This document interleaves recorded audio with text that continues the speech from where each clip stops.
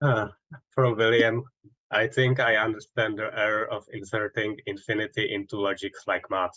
Like Pythagoras, I was really bother learning about irrational numbers. But what of the question of the temporal scale of the universe? Without a discrete beginning and an end, would the existence of something be infinite? My answer is this is actually the correct use of infinite to say a process will never terminate on its own. The only conceivable end to the model of the universe based on evolutionary computation is that it becomes completely stable and no further change. That is, computation occurs, which is a more extreme version of heat death of the universe.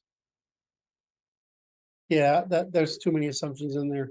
Sorry, what? Sorry, No, I mean, whose question was it?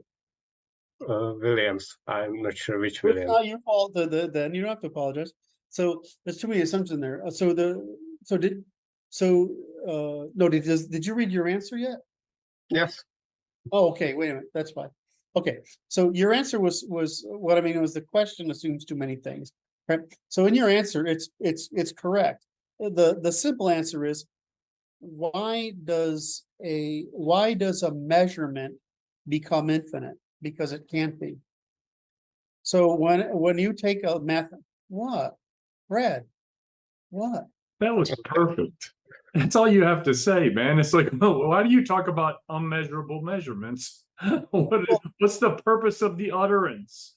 Infinite measurement is that you start measuring and never finish. Well, the size of the universe is one, because that's the baseline. We don't know what one is corresponding to.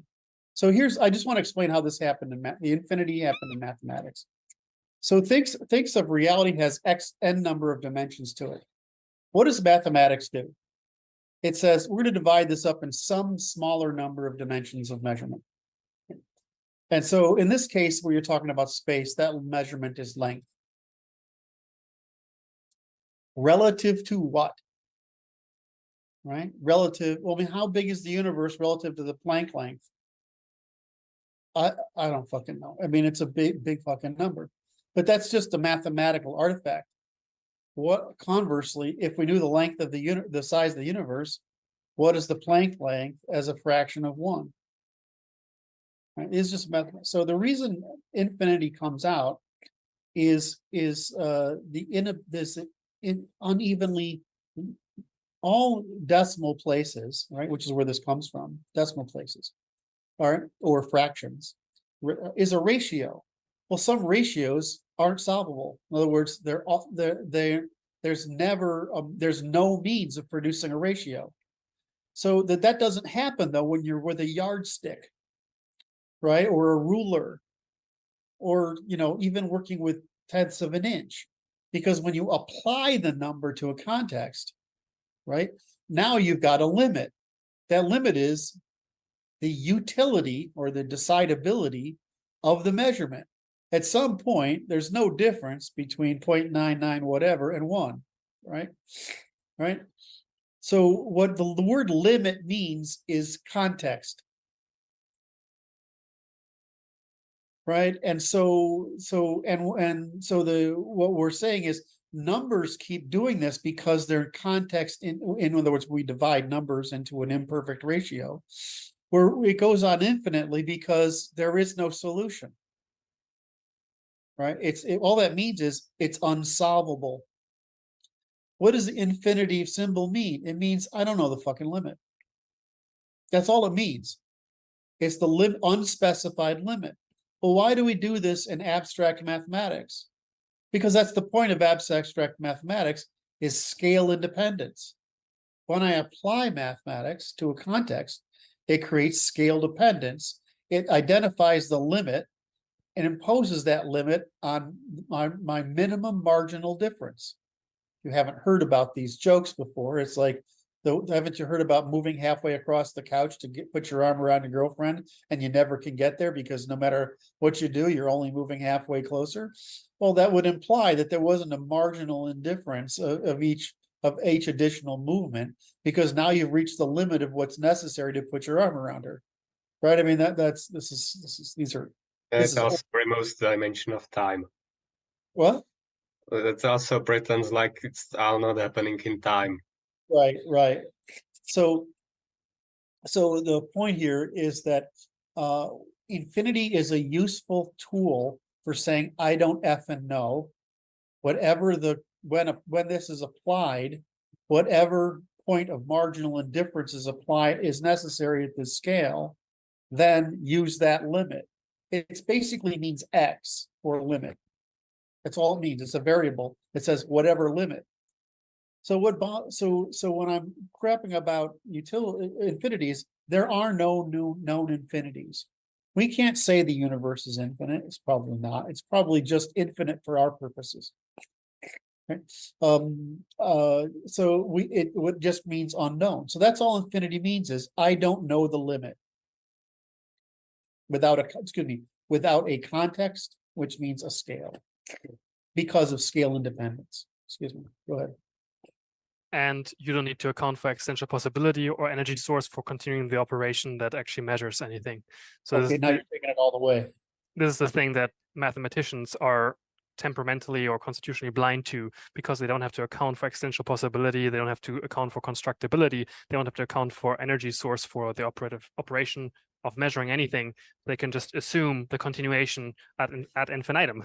I mean, they don't have to state the limit. So let's talk about the dimensions of reality that mathematicians, in other words, think of math as a grammar. What dimensions are taken from the grammar of reality to process, right? Well, if you take away context, then there's no limit. If they take away time, then things can go on forever. If you take away energy, then things can go on forever. If you take away operational sequence, then things have no cost, no time, nothing, right? So they're removing all these dimensions from reality. And so what that does is that lets them work with scale independent ratios, which is good, right? But in other words, it tells us lots of things about ratios, etc. But in the end, if it doesn't have a context, is it meaningful? Right? So this is one of those things of please go from problems to books, not books to problems, right?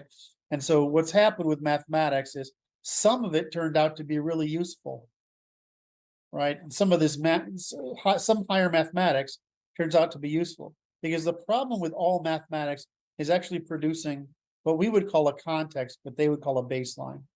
So most higher mathematics is saying, how can I take this and create a projection on a 2D space so there's something I can measure against? Right? I need a constant to measure variation from. And they say, okay, now I can spin this around and I can use that projection as a base. And by moving these things around and getting these baselines, I can say, well, that projection moves these things to produce that. They're there for all these points, follow the same geometry, etc. So math gets very complicated when you add up all these things. So the next thing mathematicians do is they confuse us by saying dimensions, right? What does a dimension mean? It means a baseline of measurement. That's all it means. Now I can't explain this here in this channel, but why are there 3 dimensions to the universe plus time? Because there's no way, just like you have a triangle, right? You can move the dots of a triangle around it's still a triangle.